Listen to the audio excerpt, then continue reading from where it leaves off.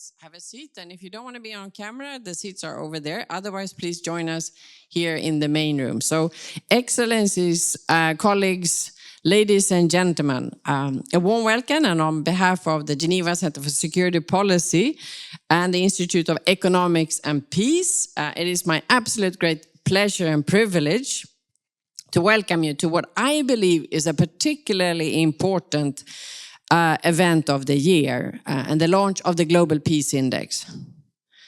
And this year, it's even more so, particularly valuable because of the gravity of the situation, which the people and planet, in effect all of us, humanity, are up against. Indeed, the Global Peace Index 2025 confirms that not only is global peacefulness at its lowest point in more than a decade, the number of conflicts and the economic impact of violence are soaring. As we meet, the Middle East is going through a wildfire in regional conflict escalation. The report this year confirms that most of the leading factors and indicators which precede major conflicts are at their highest level since World War II. Geopolitical tensions, conflicts, and economic uncertainty are on the rise. So in an increasingly fragmented world, earlier relationships and alliances are breaking down. More powers are gaining influence, and countries are quick marching into further militarizations, as we will hear about. At the same time, worldwide, less resources are put towards and invested in producing peace. Health, education, food, and energy for all are areas falling off the priority list. How can we try to make sense of the current acceleration in the scale and impact of wars and violence across the globe? How can we make use of evidence-based research to inform our analysis, deliberations, and in developing strategies to nurture a more peaceful future? How can we find our way back to at least strive to achieve positive peace for all, everywhere? Well, ladies and gentlemen, and in particular, the graduating class of the new issues in international security that is joining us here today, both in the room and also on the panel, this is why we're here. So thank you all for coming. So, our plan for this session: first, Serge Strobont, the Director for Europe and the MENA region and the Global Director for Security, Defense and Intelligence at the Institute for Economics and Peace, will share the key findings of the report. And Serge's presentation will be followed by initial interventions by our outstanding panel of experts, who will share their take on what they think are the most important, consequential findings of the 2025 index. What was the most surprising? And later in the interactive session, we would also like to explore, to hear from you on those points, but also to explore how the report findings can help countries, organizations, and individuals develop strategies, plans, and programs to promote peace and security, human rights and development now and in the future. All right, we have lots to discuss. Please join us up here in front, not in the corner. This is great. We have lots to discuss, so I will quickly hand over to Serge. Well, thank you very much, Annika. It's always a pleasure to be back at the GCSP and present the result of IP's research. So thank you very much for that. I also want to thank your colleague Anna Brach for organizing together with us and bringing the students of the NISC within this class. And congratulations to all of you for successfully bringing this course to an end and graduating today. And congratulations to the two excellent students with us on the panel, and my friend Itonde, it's always a pleasure to do this kind of things with you. So that's the very positive note to start with, and now I'm going to talk about the Global Peace Index. I've been presenting this for, yeah, sorry for that. I've been presenting this for a week now, and I really surprised myself that at some point I was saying, ladies and gentlemen, this is the worst Global Peace Index ever. And it doesn't take into account the first 6 months of 2025. So we can already imagine what next year, I'm going to say the exact same thing next year, I guess, with even lower figures. So on this positive note, let's start the presentation. So first of all, what I'm going to do is briefly explain to you who we are at the Institute for Economics and Peace, and then go into the details of the index. And I'm already looking forward to the comments first and then the questions afterwards. So let's go with this. So I said this is based on data collected in 2024. So what we do at the Institute for Economics and Peace, we measure and quantify peace, but also measure the economic evolution from difference in peacefulness. So we put basically a price on variations in peace. So founded in 2008, based out of Sydney, Australia, with offices throughout the world, and I'm leading the office in Brussels. So we do, of course, what we do in our global reach is a lot of public discourse. Here we are, research with a real impact. So of course, there's a public good, the different core reports like the Global Peace Index, Terrorism Index, Ecological Threat Report, all presented here at GCSP when they are released. And we also work a lot for multinational organizations, governments, making sure that they get the best evidence-based approach for policy development, decision-making. And of course, we engage with community, mostly based on our concept of positive peace, trying to make communities and the environment much more peaceful also. This Global Peace Index is based on 23 indicators distributed over 3 domains. So we look at ongoing conflict, internal and external. We look at safety and security within society, so internal security. And of course, we look at levels of militarization, which has been in the news in the past couple of weeks, given the discussions which have been going on in The Hague and in Brussels yesterday also. So what are the key global themes for this year? So we see a growing geopolitical fragmentation. At the end of the Cold War, we identified 14 countries which had a level of power high enough to influence in international relations. Today, this has grown to 34 countries, most of them middle powers, regional powers, and therefore we see 2 things. First of all, waning levels of power for the superpowers like the United States and China also, even thinking that China might be at the zenith of its development of power at the moment. And therefore we also see a redistribution of this power to these 20 new countries, mostly influential in their regions, and therefore in the new setting, in the new world order in which we work, leading to more confrontation, to more competition, and eventually to more conflict also. The second key evolution is to see that the number of conflicts are at the highest level since the Second World War. So last year we were at 56, this year 59. Let's see where we'll be next year. We also see that we are facing 17 major conflicts, which means conflicts with more than 1,000 casualties. And we also see that 78 countries are operating outside of their borders. So that's pretty high. And that's on a high level for a period of 5 to 10 years. I think a couple of years ago, we were at 98 countries still active outside of their borders. So really showing you that the level of conflict is at the highest level ever, I would say.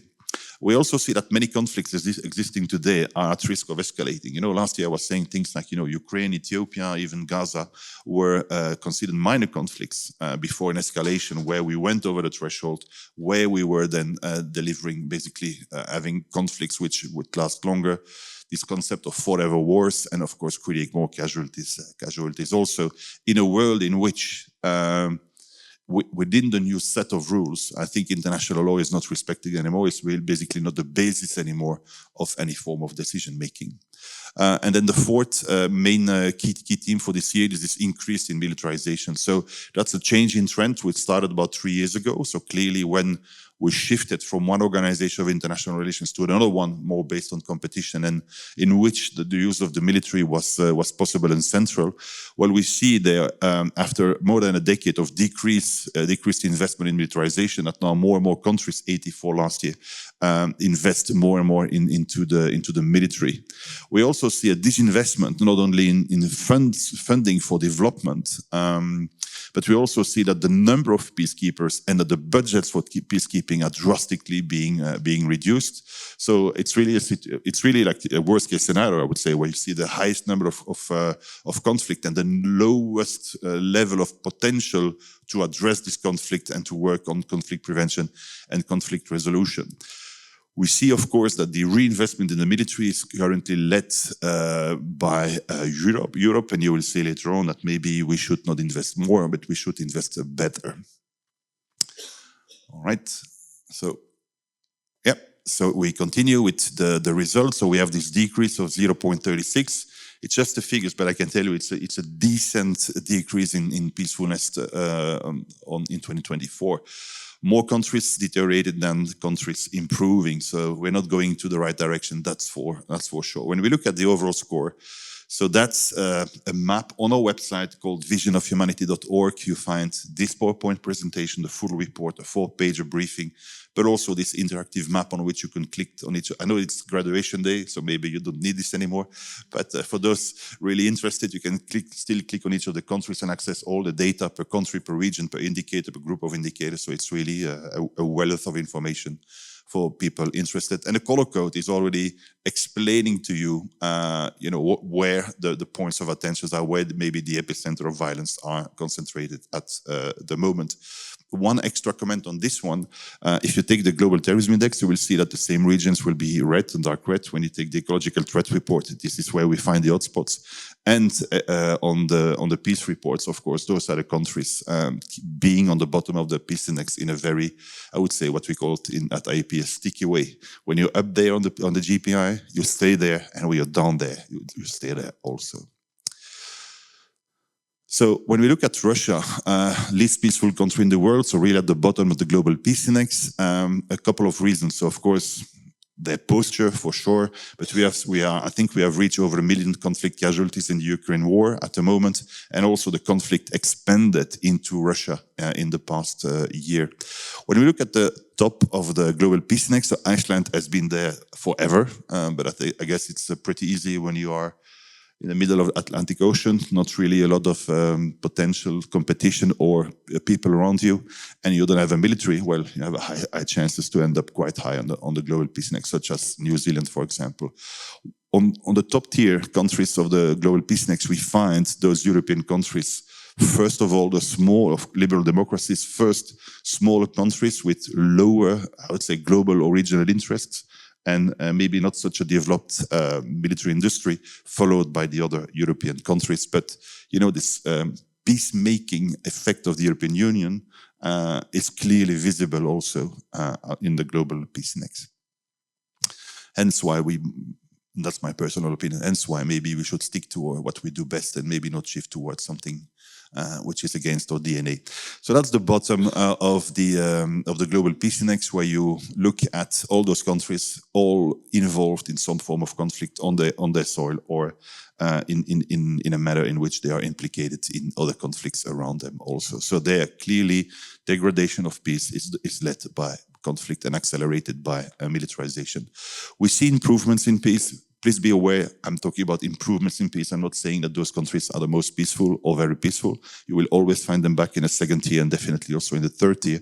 What we see, and you see that for each of the countries, you see the reasons why they have kind of jumped up into the global peace index. So those are the 5 best performers of this year, and those are the 5 worst performers. I would say conflicts which are aggravating, which are really becoming forever conflicts. When I say aggravating, we see this evolution over the past years where maybe an internal conflict, internal competition, opposition is then turning national, turning regional, turning global. And as you go up those steps, of course, this country is generating more casualties and is becoming much more violent also. When we look at the trends in peace, I spoke about those 59 state-based conflicts, 17 major conflicts, long-term improvements in the militarization completely reversed.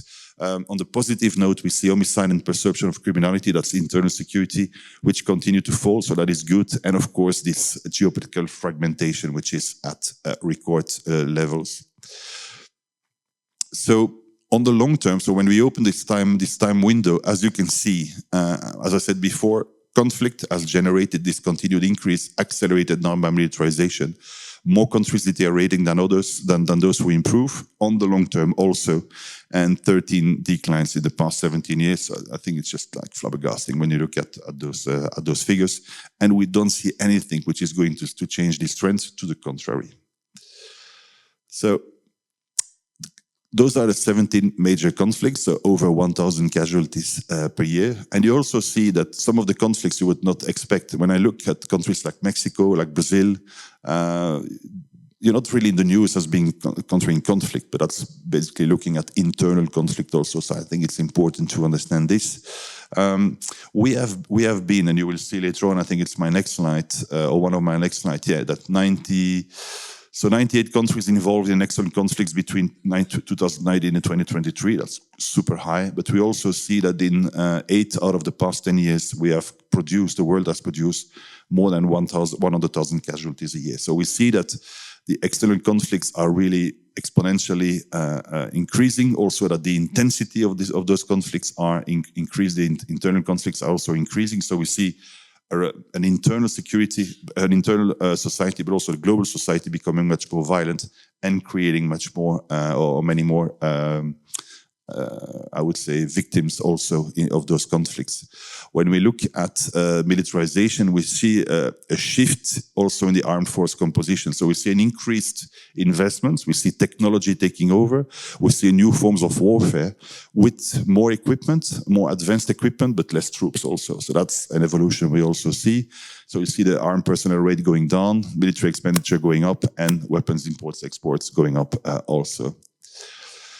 The great fragmentation. So we clearly see that after the end of the Cold War, this globalization and then decline of globalization, we are now in a multi-layered, multifaceted world with a lot of potential actors influencing peace and security. So this concept of middle power, regional power is emerging. And I think we're looking at countries like Turkey, even the Czech Republic here in Europe, India, South Africa, Hungary, and as I said, 20 more countries compared to the end of the Cold War. We see that the US remained the most influential country, followed by China. I was really struck, I know if it, yeah, you know, when the bombing of Iran by the United States.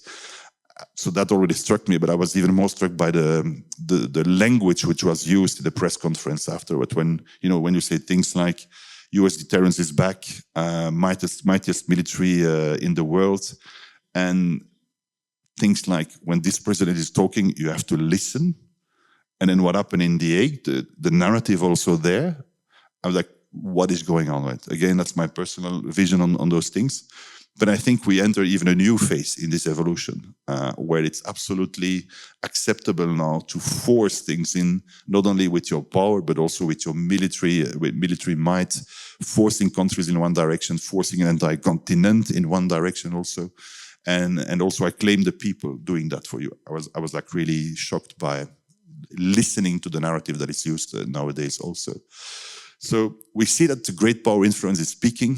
As I said, China might be at its zenith. So debt problems, foreign direct investments reduced by 95%. So we see a situation in China which is becoming quite difficult, especially to continue to grow, to continue to influence in the coming years also. And we also see that traditional powers, mostly European, like the UK, France, see the largest drop in their influence also. So we can clearly see this in international relations for sure.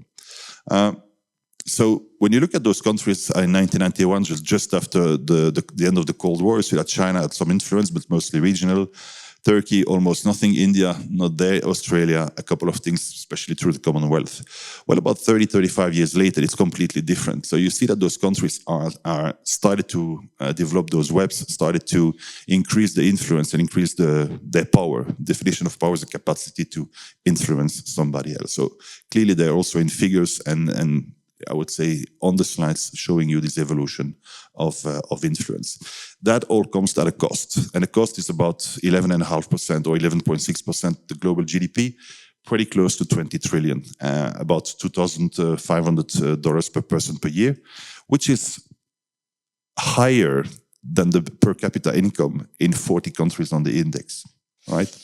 So we're spending more money per person per year on violence than a GDP of more than 40 countries on the index. You need to digest this, right? And how is this distributed? Well, there again, when I look at this, I really see that's a political decision. Where do I put my money? Do I put my money in containing violence which is creating in our societies and in the global society? So I'm not preventing, I'm only reacting to violence which is created. Or eventually, and just imagine what you could do if you would take 1 or 10% of those 20 trillion and reinvest that in efficient development, what you can do to prevent violence to occur, to prevent death, and to prevent the economic impact of that violence. So you'll see that more than 80% of the cost of violence is going to violence containment, with 45% to the military. So that's about 9.5 trillion every year, increasing, about 30% to internal security, and a growing percentage to these PMSCs, or private military and security companies, the Wagners of this world also. And as you can see, all the direct impact of violence, of people getting killed, so that's less than 20%. I think that was, when I first read the Global Peace Index as a European, that really struck me, because we were in the lead up to the NATO summit and even the EU summit of yesterday. When we look at military spending, and of course, money is now on the table, but the problems, especially faced by the EU, are not gone by putting money on the table, right? So we still see this fragmentation. We still see a lack of security, strategic security mindset in Europe also. So that's research showing you that Europe today is already investing 4 times more than Russia into the military, but only has 30% more output. So 400% more input, 30% more output. So that's telling us we don't need to invest more, we need to invest better, and we need to streamline this defense industry. If we want to invest in it, well, let's put the money there in a better way. As we say in French, especially in Belgium, gérer un bon père de famille. So as a father would basically also manage its own family. You're just not putting, throwing your money out of the windows. You always want to have a nice investment and a nice return on your investment. So we need to do more than just invest more. So that's clearly shown in those graphs also. So what we see there about conflict escalation is this, what I explained to you before: more conflict, less people, and less money to take care of conflict prevention and conflict resolution also. So there is a risk for conflict escalation because of that.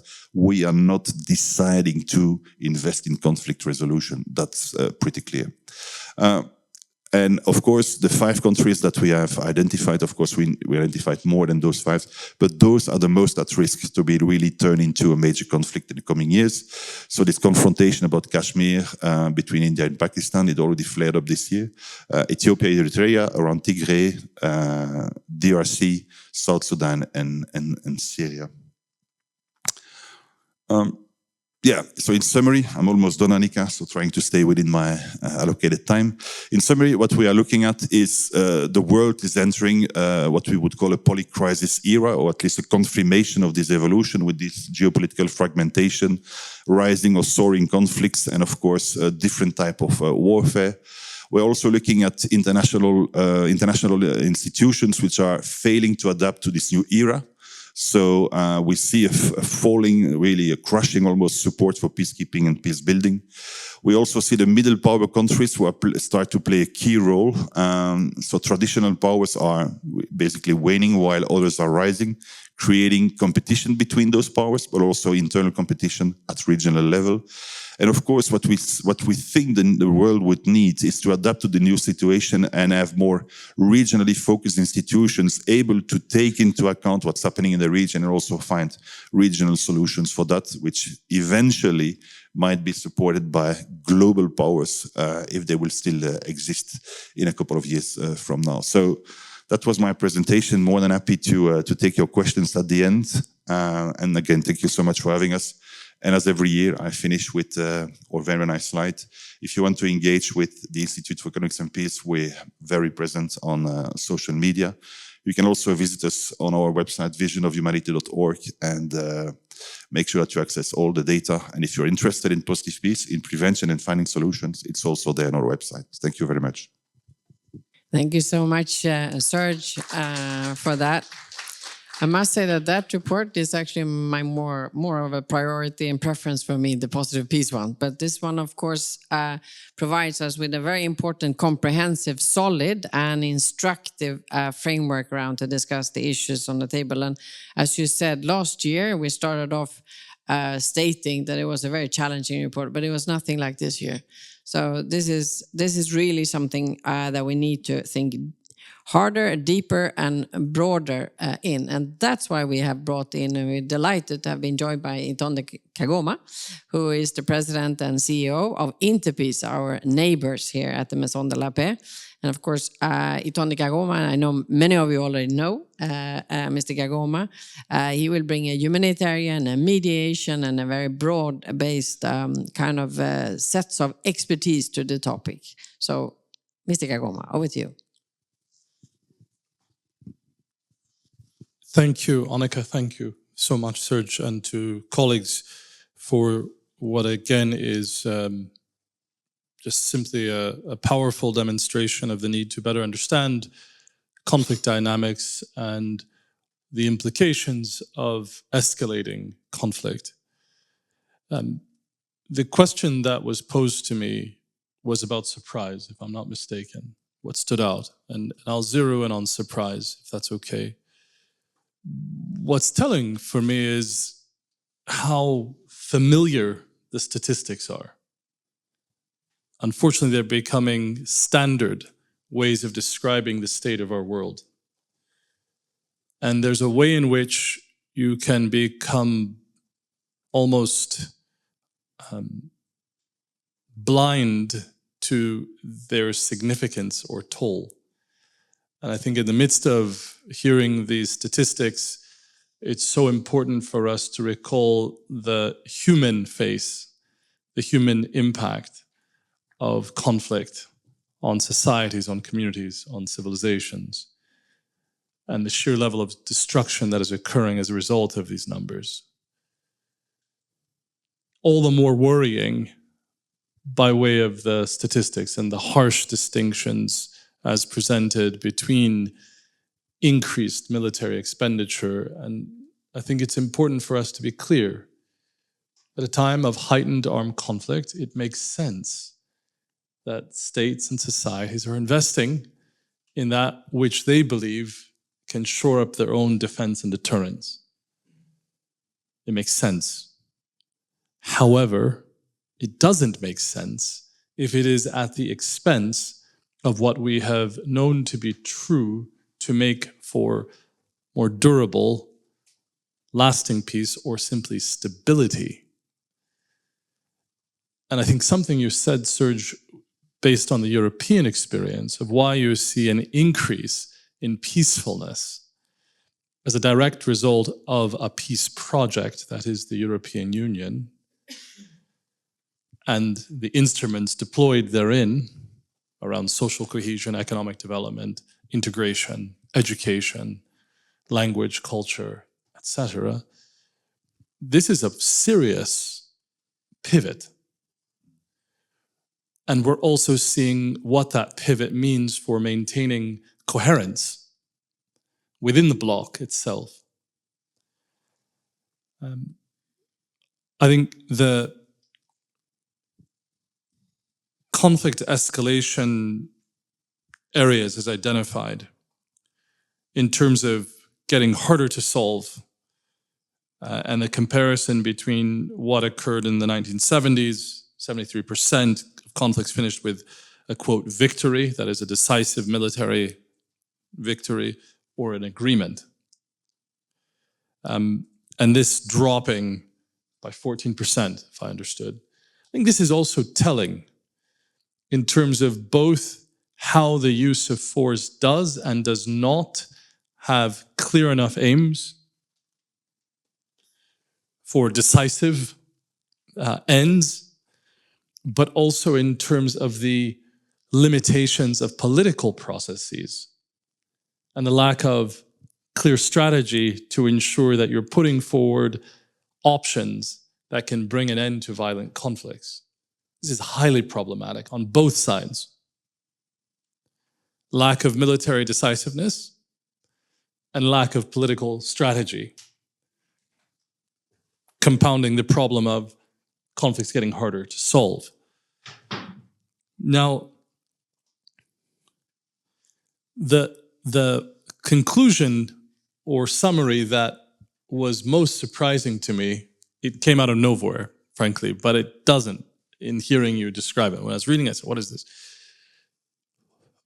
Okay, we speak of sets of countries, if you will, that are rising in influence. And you name them, I won't repeat them. And increased fragmentation. Now, one question I would have is, are we speaking of fragmentation or redistribution of power and influence? And are they necessarily the same? But furthermore, I don't think it's fair, or what surprises me is to then suggest that we need new regional organizations to address these changing demands. We already have too many that are insufficient in executing mandates that actually respond to the challenges posed by the index. I don't think the creation of new institutions is going to solve that. For me, it comes back down to strategy, political will, not another institution. And that points then to the challenges faced by the multilateral international cooperation modalities that have been built up for the maintenance of international peace and security. We know that their effectiveness at present is limited at best. So does that mean we create new regional ones? I'm not sure. I'm not sure. But I do find that element of the report to be most surprising, as opposed to reinforcing, refining, enabling the instruments that we have to be more effective. Let me stop there, Annika, if that's fair.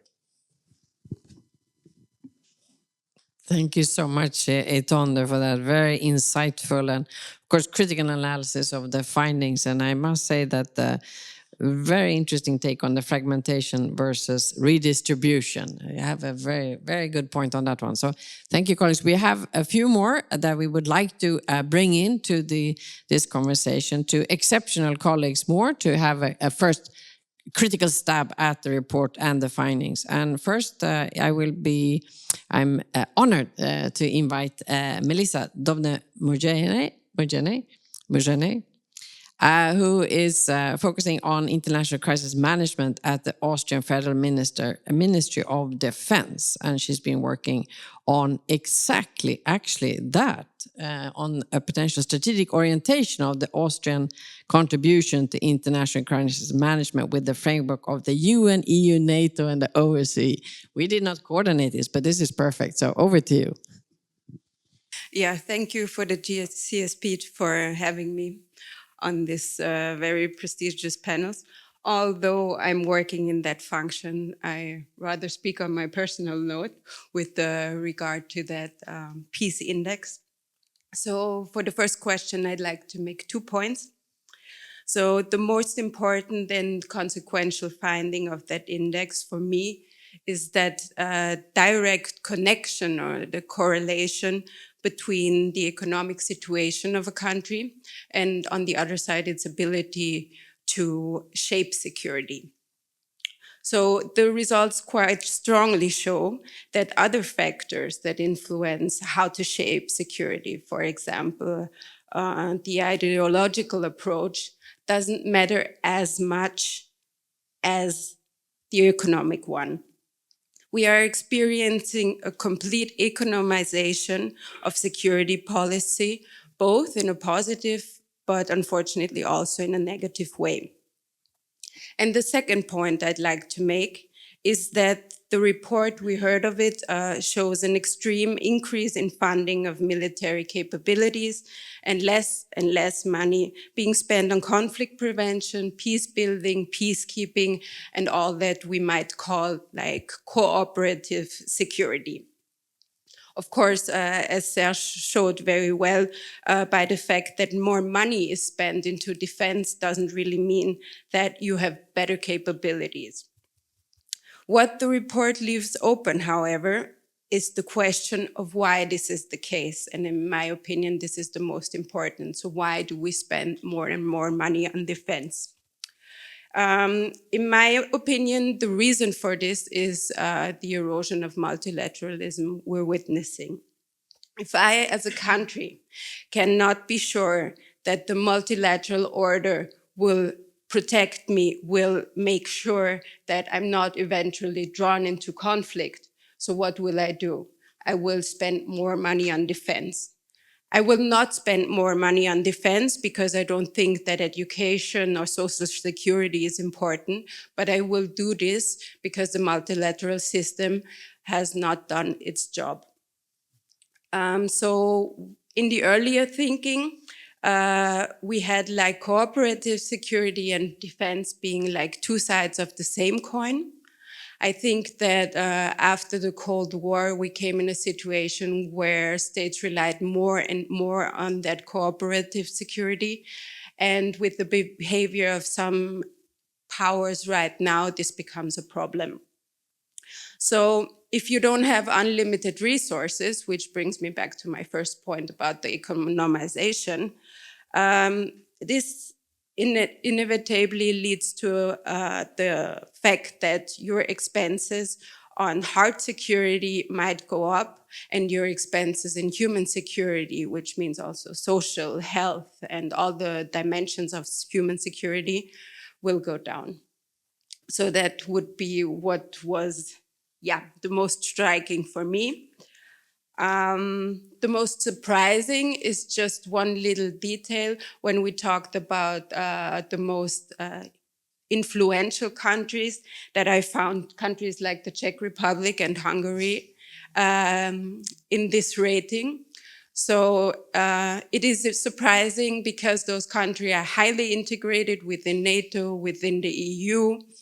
But on the other side, also what they do is they have a strong national interest and a strong national security and defense policy and a strong foreign policy. Also driven, of course, by interests, but I guess this might respond also to the fact of this fragmentation that we witness. Thank you. All right, thank you so much. Absolutely fascinating, and thank you so much for very much picking up on what Etonde was saying and complementing it with those kind of connecting the global, the regional, the multilateralist, the failure of it, and the connection to the increased militarization. Absolutely excellent. We will now, and before I hand over, introduce our next speaker. I will just remind colleagues to start thinking about questions, comments, and so on. And you good colleagues who's joining us online, and I know that, for instance, the director of the Geneva Peacebuilding Platform is online as well. But please send your questions in the chat, and then my good colleague Vasiliki, who's sitting there, she's going to forward them. So we will try to hear everyone and everywhere. All right, so without further ado, it is my absolute honor to introduce our final initial intervener in this conversation, which is Olga Bimbashi. She currently serves as a diplomat responsible for the environmental portfolio, including climate change, at the Multilateral Affairs Department of the Ministry of Foreign Affairs and Expatriates of the State of Palestine. And of course, she is also a NISC graduate. So over to you, Olga. Thank you, Annika. And thank you, GCSP, for the great opportunity. It's a great pleasure and also responsibility. So I will not cap on what Serge mentioned in terms of data and numbers, outstanding ones. But let me start with to highlight that the 8 of the top weapons exporters per capita are Western democracies, many of which are listed among the world's most peaceful nations. These figures actually paint a troubling picture for myself, that peace is becoming more elusive and the global response is increasingly militarized rather than reconciliatory.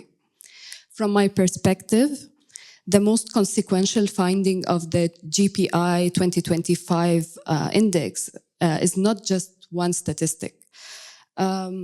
It is the widening gap between the rhetoric of peace and the reality of global militarization, now exemplified clearly on the war on Gaza.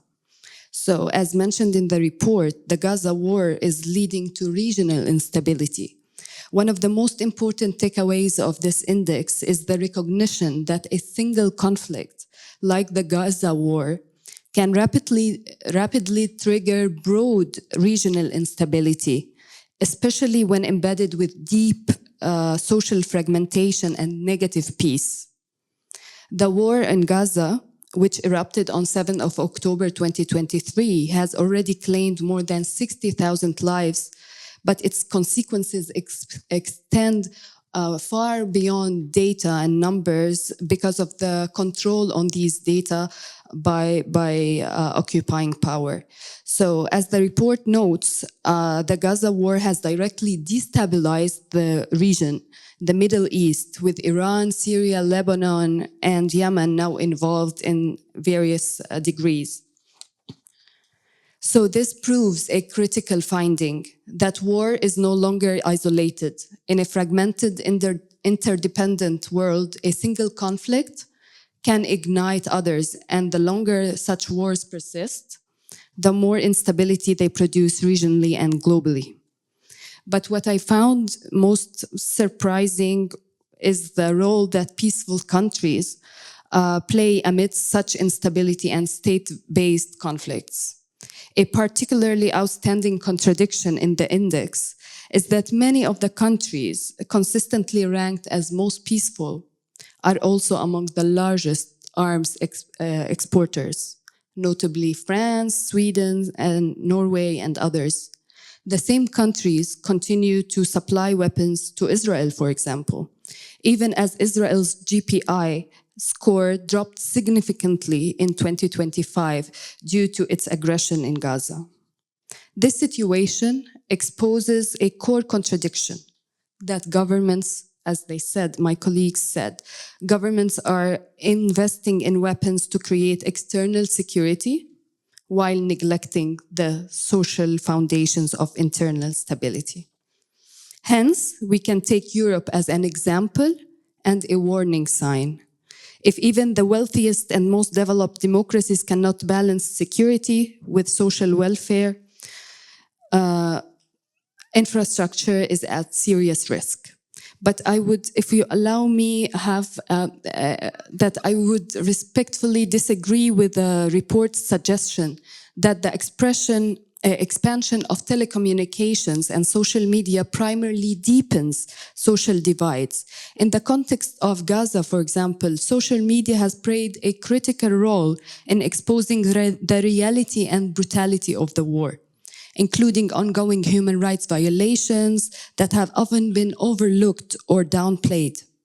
Hence, the real issue has been the censorship suppression and algorithmic monitoring of posts by activists, journalists, and civilians, many of whom have had their content removed or restricted, especially when documenting war crimes. This shows that the problem is not access to information, but control over the narrative and the data. Thank you. Thank you so much. Thank you so much for that very frank, compelling, and insightful intervention. Thank you so much, really bringing to the fore other dimensions to the whole peace and security challenge. Absolutely fantastic. Thank you very much, Olga. All right, colleagues, now we're about to open up the floor, and we are almost on time. So we rely on your engagement, and let's see if our graduates are actually ready to graduate. I'm not sure, Anna. Let's see.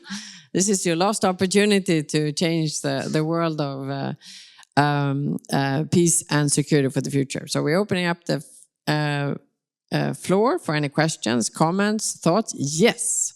Introduce yourself. I will introduce myself at the end of my questions. Okay. Yeah, why not? Yes. My first thing is relating to the comparison between Russia and the European countries, that Russia's capabilities are more compared to Europe by way of investment. If you look at it, probably this is related to the costs. Cost of production, human costs are probably much higher in Europe compared to Russia, and that may be reflected there. And that's the reason the World Bank, IMF, they use those two parameters, GDP absolute and GDP per capita, spring power parity or this thing, basically to nullify the differential. So I suspect that may be the reason.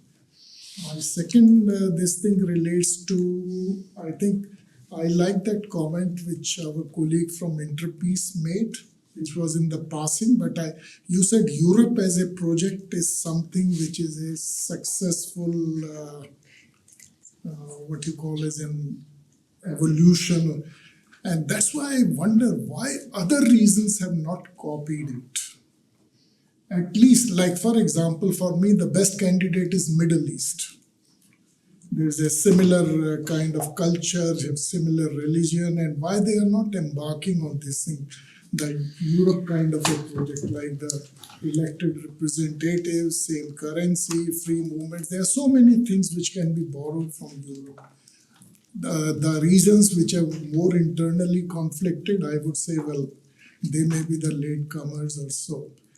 I have a third one, but I think that will be taking a lot of time. And now I introduce myself as somebody living in Geneva. I am from India. I have been in Geneva for the last 20 years, and I'm very fond of these kind of debates and discussions. So I learn much more than what I contribute. All right, thank you. Exactly. Follow instruction. And just thank you so much, and of course, really the spirit of International Geneva. So thank you for that. You want to come in? Oh, yeah. So anyone else? Yes.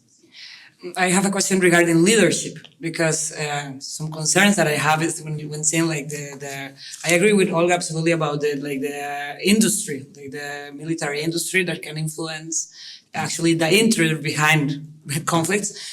But now we see like really these leaders in different countries that are not really being like really reflexive on what is happening. So it is not only geopolitical issues, but I would like to hear from you your thoughts on how can we look for peace if we are actually choosing people in leadership who really have another perspective about themselves and about power and about how do they project in the world. So we have been talking about it in the course, about this other psychological perspective or the human nature perspective. So I would like to hear from you. What do you think?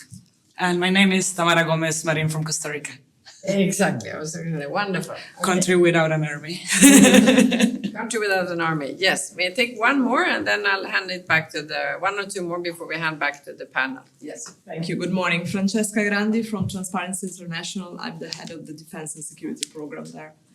Thank you very much for the brilliant insights to all the panelists and especially Ms. Bimbashi. Thank you very much. I think the point about sort of exporting conflict is very, very key and very important. I think I have a question for the whole panel, and you really can pick and choose how you answer to it. But we don't need more defense, we need better defense, has sort of been the mantra at Transparency International Defense and Security for the past 3 months, ever since the announcements from the Commission in the early spring. And so I would like to talk some solutions maybe, which is kind of the business I'm into. And so I would like to sort of pick your brains a little bit about what you suggest should be the approaches we should take to mitigate the risk that the military build-up outpaces governance of the defense sector, integrity standards, and ultimately peace building and conflict resolution efforts. Thank you very much. Okay, wonderful. And actually, I just received, it is working. Excellent. Thank you, Vasiliki. So we have Dr. Anissa Belal, who's the director of Geneva Peace Building Platform. She put the question also to the panel. How do you see the role of international law in your assessment in relation to the report and to the future? All right, colleagues, shall we start picking up questions? You want to start? Yeah, absolutely. The comparison is made on PPP, so purchasing power parity. So it's really it's a good comparison. It's not like, oh, we spend much more money because the cost of production is much higher. No.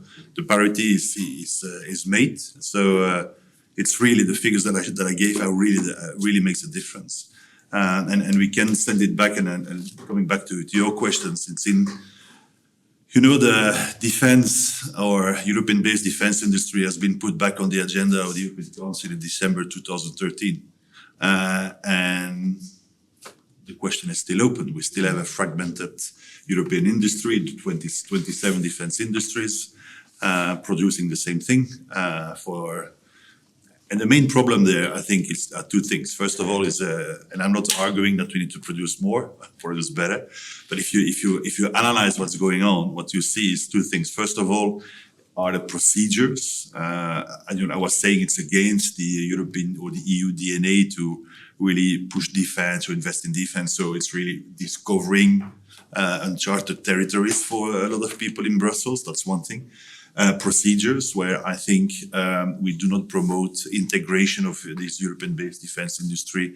It's really difficult to work on this integration. It's really, we invest much more in research and development by all before getting a contract rather than in the US, where very early in the process, one of the 5 main ones are identified. Only one is investing in research and development.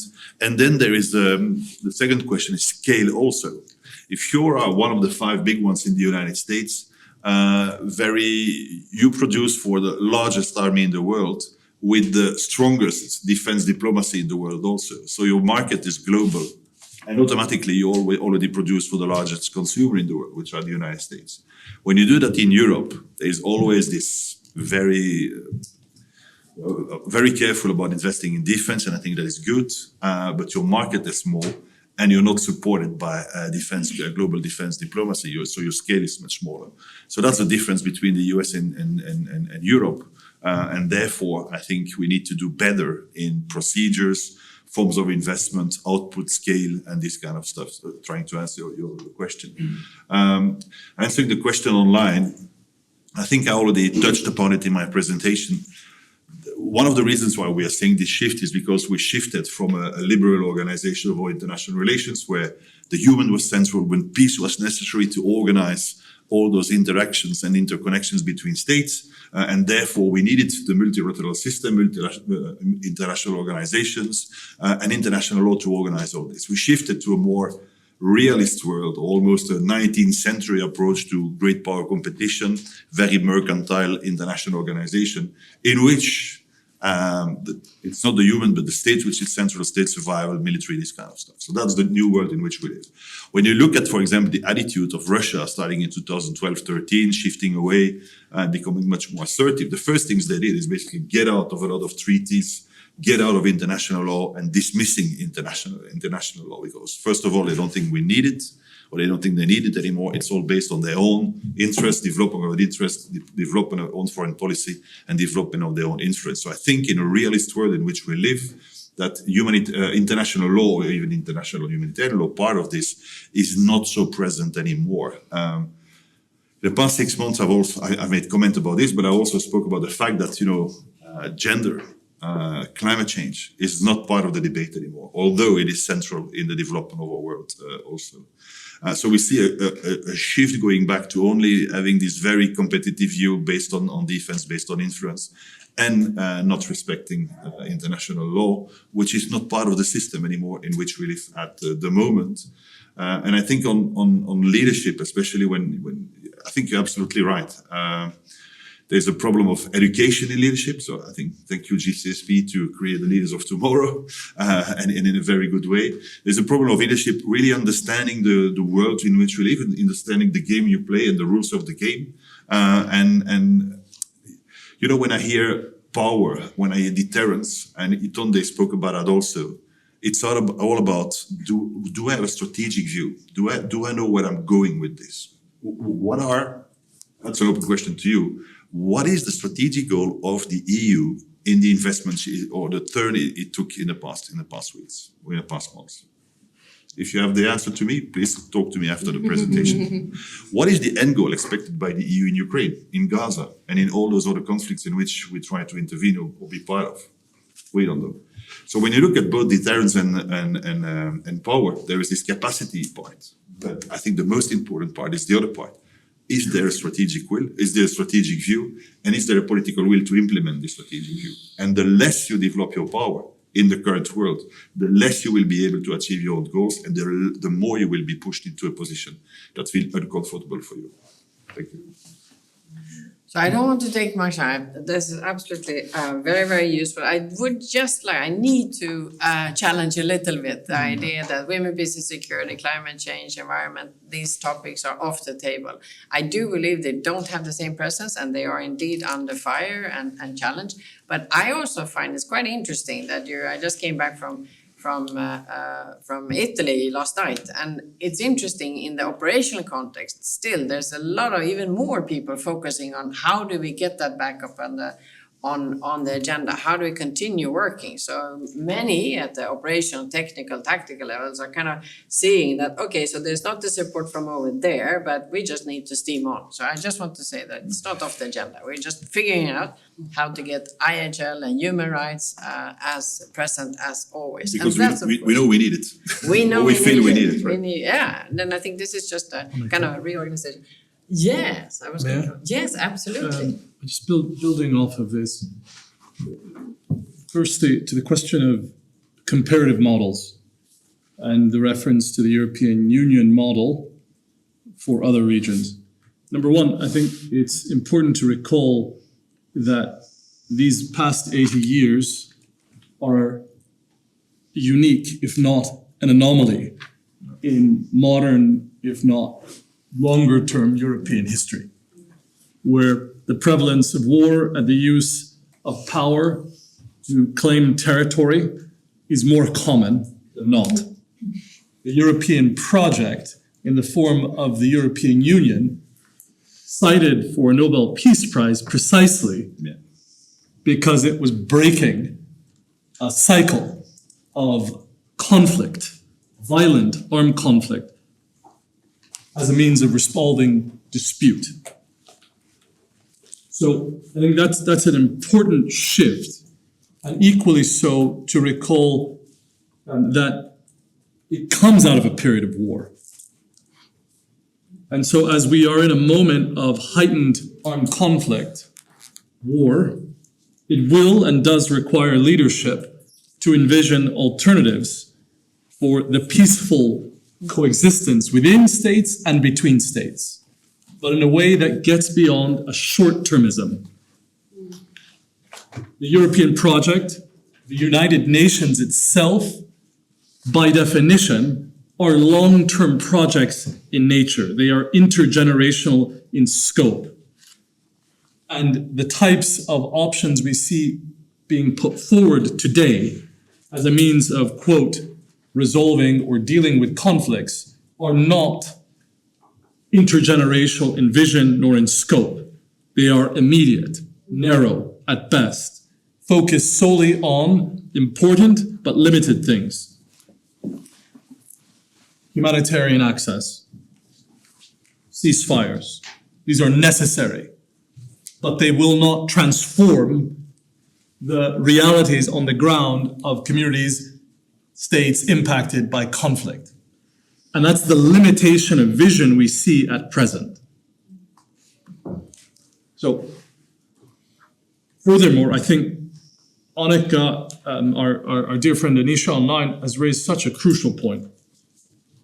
I think there is a responsibility to very vocally and profoundly defend values as enshrined in international norms, especially at this moment.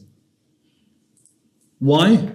Because some of the reasons why these conflicts are more difficult to resolve now is precisely because of the non-adherence to basic norms, from international humanitarian law, to international criminal law, to international human rights law. And the lack of adherence to these norms enshrined in law has consequences for the quality of peace being sought therein. It literally creates an environment in which cyclical, more vicious forms of conflict will predictably continue. So it's not solely a values proposition. It's a realist, pragmatic proposition in terms of what brings about more durability and stability through law and adherence to it. That also has to do with accountability for wrongs done and committed.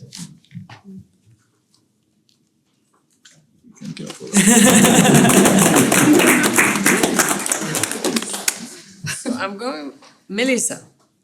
I think a buzzword that just came from Itonde also concerning the leadership question is the vision aspect. So these days, all these leaders are a lot lacking of vision. There is only tactics. Like populist tactics and not a vision that is for a long-term strategy. It all comes down to winning the next election in more democratic systems as well as in less democratic ones. It's about tactics. And also when it comes to conflict, it's about tactics, how to do the next step and not seeing that there needs to be a vision where to go with all that. So that's my first take. The second part about the potential solution, I think very much that the report is a call for restoration, but certainly also for reform of the multilateral system. The multilateral system that should be a system that is, as well as on a developmental point, economic-wise, to the beneficial of everybody. Also in terms of how human rights and IHL are applied, this system should be the same for each and every one so that it's a benefit to adhere to the system. I don't think that is the case right now. So there is really a need for a reform of that multilateral system. That's my call. All right, great. Thank you so much. Yes, Olga. Yes, thank you. So in addition to the adherence with international norms and international law and also to uphold multilateralism, I believe that also like social and economic and healthcare and to restitute trust in leadership is very crucial. And Syria here remains an example as among the least peaceful countries due to lack of accountability and transitional justice. So this highlights the urgent need to prioritize development and institutional building because without them peace cannot take root.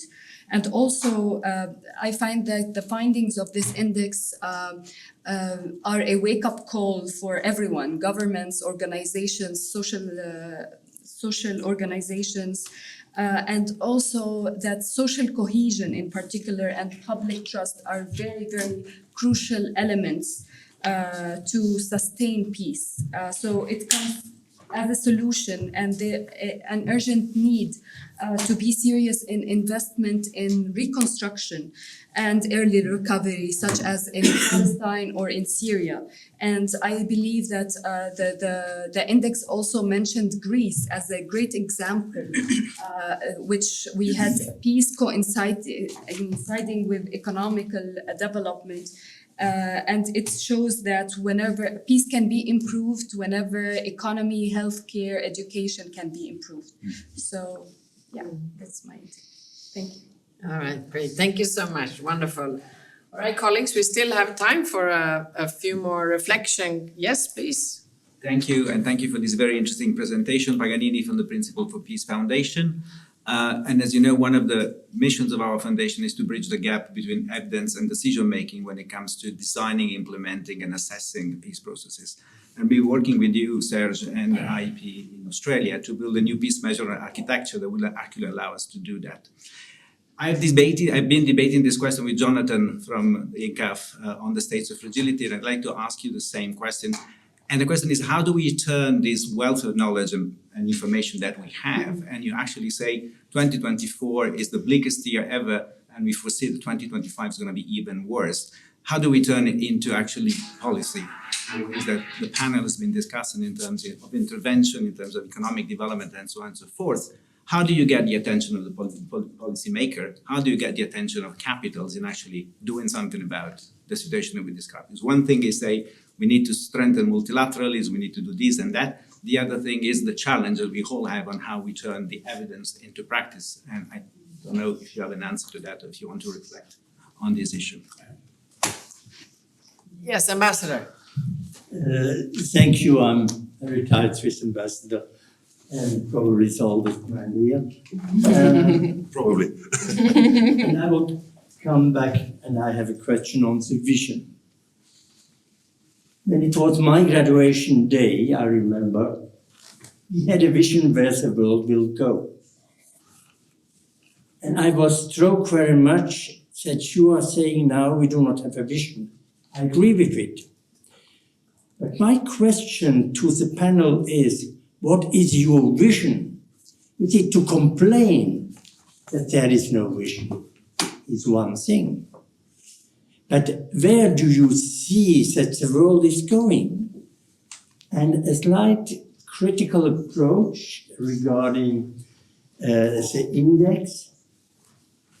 It's a good look at the situation, but it's not process thinking.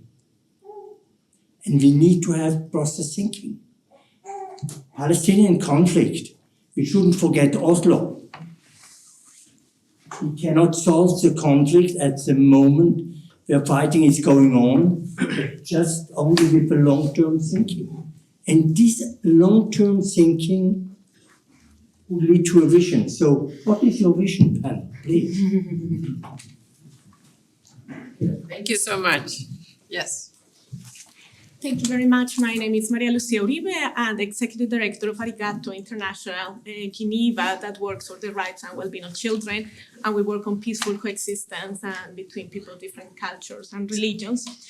I have two questions. One is a more perspective question regarding the current situation between Iran and Israel and the implications, the geopolitical implications, how it affects the current view in terms of peace in the world. The second is building on what our colleagues from Austria and Palestine mentioned. One is the erosion of multilateralism and the weakening of the global framework, governance frameworks. And that related to what you also mentioned on the non-traditional threats to peace, disinformation, the shrinking of the civic space, the authoritarianism, and so on, and how this impact minorities, youth, and other groups in society. So my question is how those aspects are really captured by the Global Peace Index. And I hear you when you say we are taking a more realistic approach, and yet the world has changed. And the world is changing because multilateralism has changed, because we have unethical leadership, because the rule of law is not respected. And the way of seeing peace and understanding peace from that realistic point of view take us to a negative peace. So how this peace index can help us rethink, because at the end, the peace index in a way becomes a way to assert that peace is this negative peace, and how the index in the future can help us rethink and take us to positive peace, because nowadays all what's happened on the ground, the youth mobilizations, the minority issues, the climate change, these are the things that are the root causes that take us to what we see now in the more realistic way. All right, colleagues. I would suggest, thank you so much for these very relevant observations and questions, I would say challenges to the panel.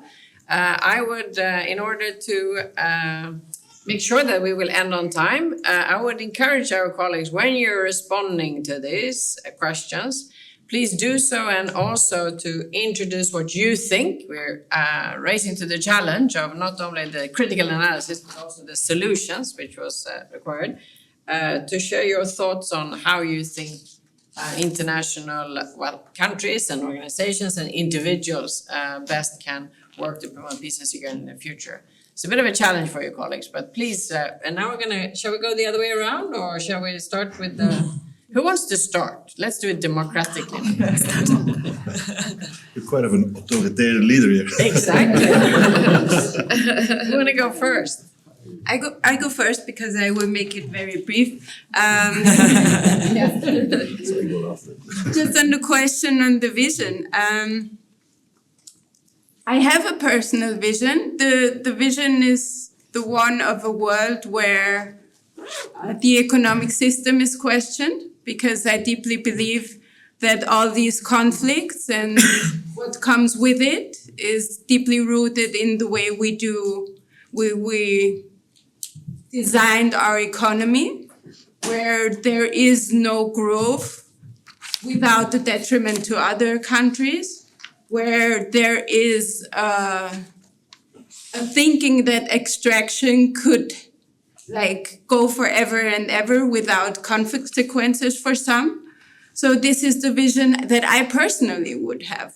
Then comes the question on how to work on that vision. Of course, there is a possibility to work on that vision being part of civil society, being personally engaged, but also in my function, I think that it's also important that as a civil servant, for the political leaders, you give your ideas, you give options, but then it's to them to follow them. So for me, the administration should be very technical, very advising, not politicizing, giving the best advices to the best of thinking.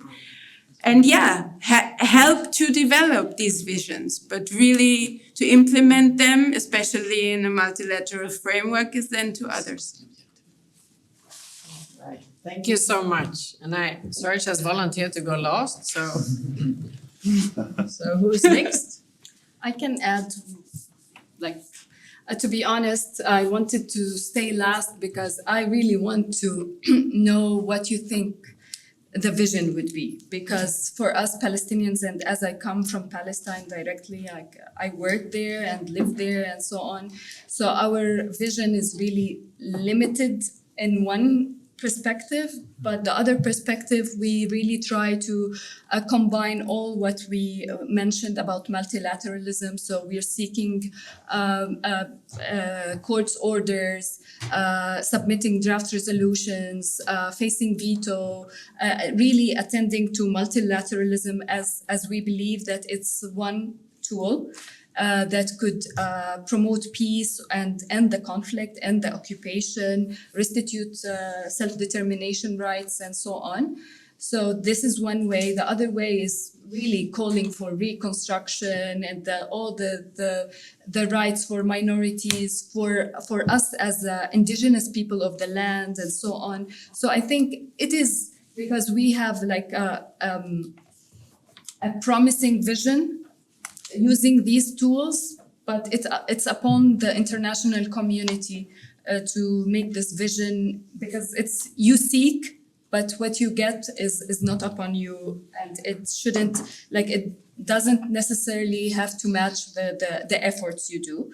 And talking about Oslo and the past, let's call it, I think many in the government and the people do not see Oslo relevant anymore, as much as other, like Abraham Accords and all of this, not relevant, at least in the last 2 years. But yeah, we maintain a hopeful vision. Thank you. Thank you very much. Wonderful. Thank you. Donna. I would start by saying I think it's difficult for us, or rather easy for us, to speak of multilateralism outside of the fact that it's made up of member states. And ultimately, the United Nations and other such multilateral bodies are only as good as their member states enable them to be. That's their purpose. That isn't to say you don't need robust, bold international civil servants to then drive forward that vision and agenda. But they're only as good as their member states enable them to be. So the moment now in which we are seeing a form of impotence of multilateralism, it's as if member states are looking at themselves in the mirror and yet blaming an entity outside of that mirror. Residing in Geneva, we are surrounded by remnants of multilateral history, at least of which being the League of Nations. And there's a striking, peculiar, similar way in which, not to be ahistorical about it, the League of Nations comes to its end precisely because its core purpose on the maintenance of international peace and security, it was unable to perform its duties.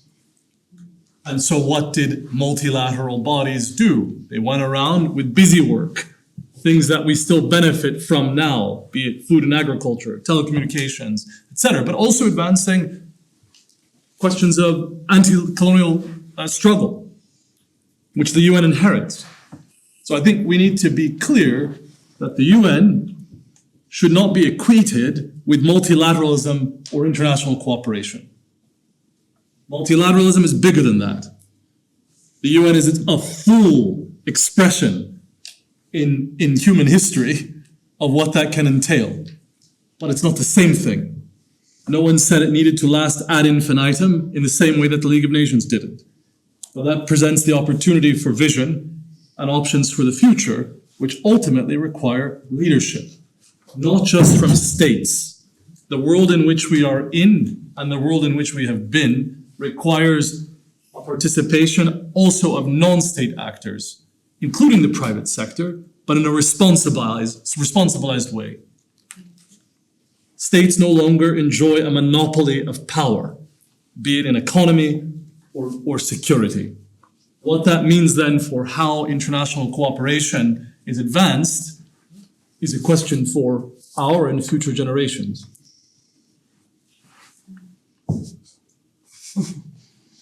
Thank you.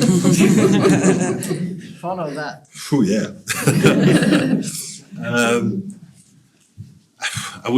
Thank you, Itonde, for preparing the floor for me. I think when we talk about vision, of course, I have two answers there. First of all, I need to do my job as director for IEP and mention IEP's vision, which is to create a world in which every human being can develop itself to its full potential, can really flourish and develop its full potential. That's what we are looking at. And then, of course, we have this concept of positive peace, which is being picked up more and more and more also. Coming back to your comments, to say, like, we have this strategic evolution, as depicted in the Global Peace Next Measuring Negative Peace. But then we have also this underlying feeling of people saying, that's not where we want to go, right? There is another way of looking at this. So we do a lot of training in positive peace, projects in more than 150 countries, 250,000 people attended this online Positive Peace Academy. We have 7,000 IP ambassadors, which you will hear in a minute, with a more positive end note. countries picking it up. Philippines, really whole of government approach. I was with my CEO in Belfast in Monday, Tuesday. It's going to happen there also. We see more and more countries, adhering to this idea to say, like, we need to do something else. And I guess giving a systemic definition to peace, you come at some point and you say, okay, what is my future?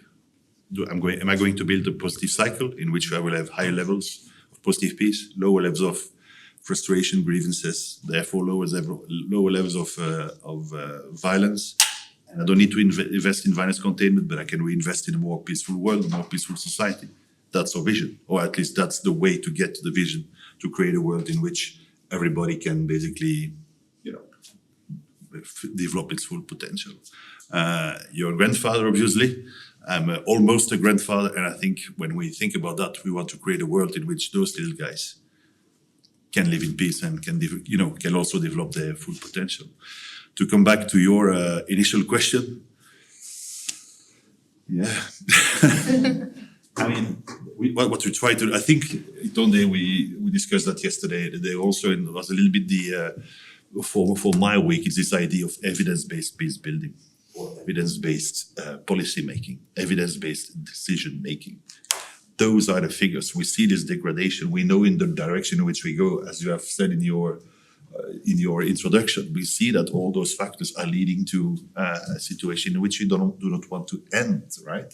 And I think we all agree here in the room about the vision that we would like for our future, the future of our children, the future of our society. So we live in liberal democracies. We have a tool to influence decision making there, right?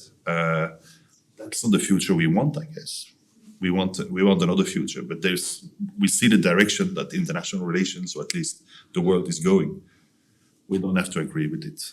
I guess that's what we need to. And the more evidence we bring, of course, it's systemic. It takes time. I'm talking about the success in Belfast. We have been there for 8 years, and now they say, "Oh yeah, we need positive peace. Let's do this." All right. So it takes time. You continue, and so that's why I'm all asking myself that question also. But you need to continue to every day talk about peace, talk about a better future, talk about your vision, and you need to have a vision, because this is telling you the way you need to, the walk you need to walk to eventually get there. So we need to continue to talk to them. I was in Rome before coming to Geneva. And there was a question there in the press conference, somebody saying, hey, those 5% is 3.5 plus 1.5.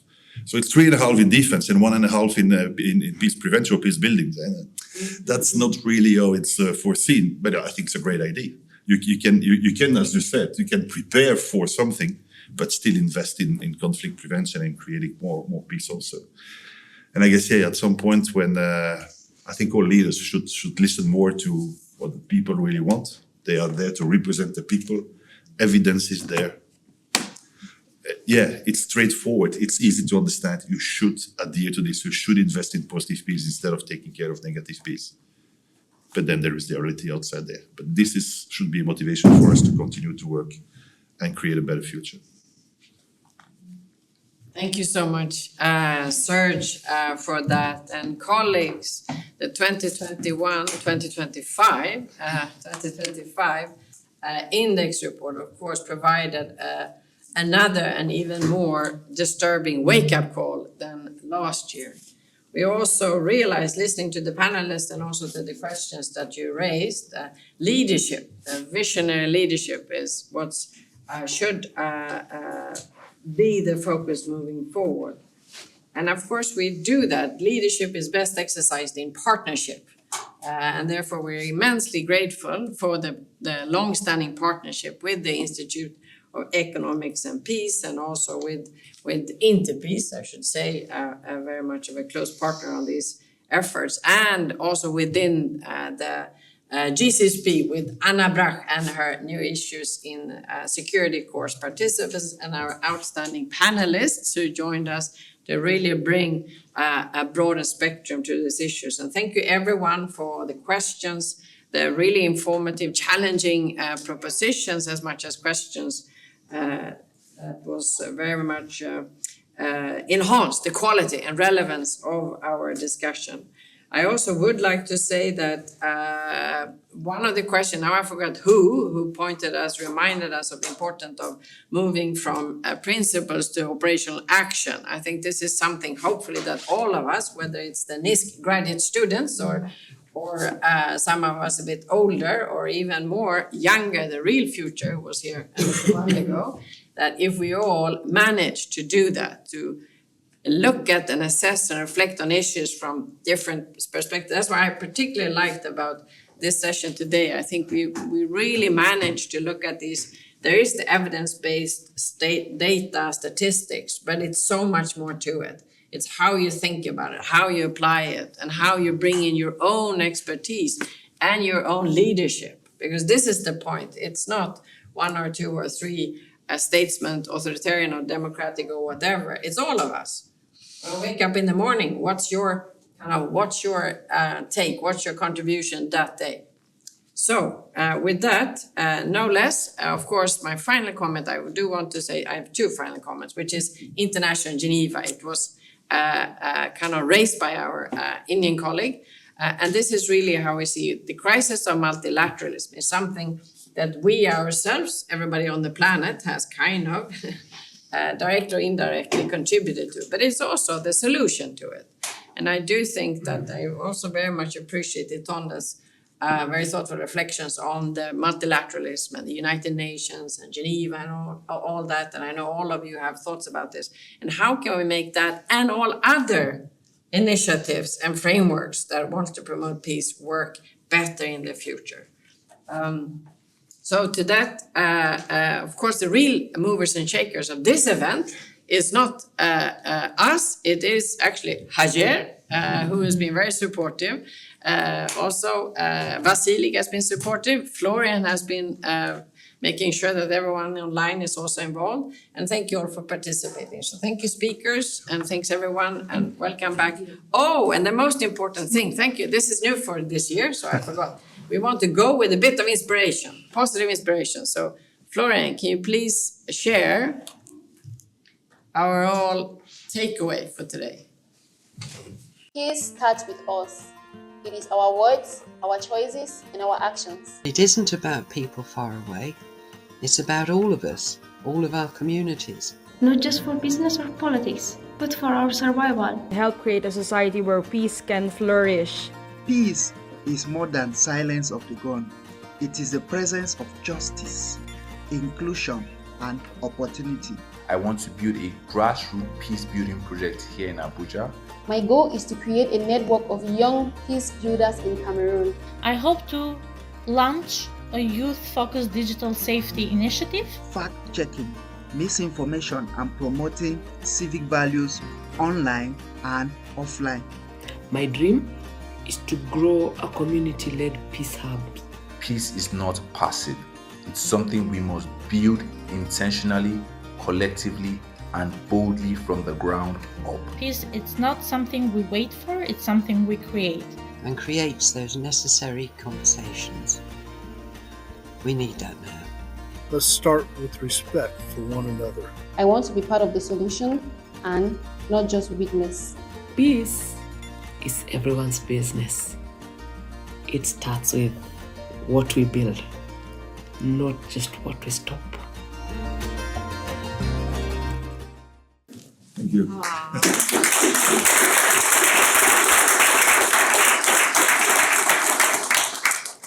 Thank you very much, and have a nice graduation, and for the rest of you, have a nice day. Thank you. Thank you so much. Half an hour break.